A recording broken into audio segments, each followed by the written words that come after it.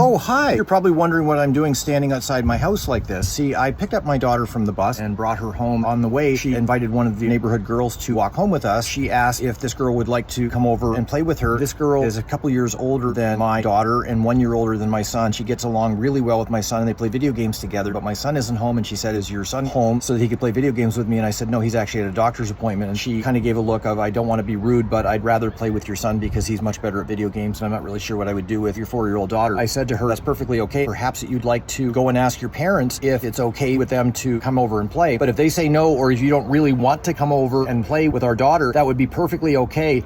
Because quite honestly, if I only had my daughter to look after, not somebody else's child who may or may not want to play with my daughter, that might also be okay with me." Then my daughter decided that rather than come in the house, that she would pick up 2 snails that she saw on the driveway and wanted to run them down to her friend's place. And I asked her why, of course. She said, "Well, her friends want these 2 snails. They said so." And I thought, who would want snails? Should I give in to this desire to deliver snails to neighborhood children? But then the girl who may or may not want to come over and play, she started to wander away and said goodbye. And then my daughter saw that and decided that she should chase after her, perhaps to try to entice her to come over again. And in the process, she threw the 2 snails onto the road and then just ran after the other girl, and I couldn't stop her. And I thought, maybe I don't want to run after both of them and scare these girls with running after them in a real hurry. So I just kind of let them go, and I'm sitting here watching. I don't know if my daughter is going to come back alone or if the other girl is going to come as well, and I don't know what's going to happen with the snails. So there's a lot going on.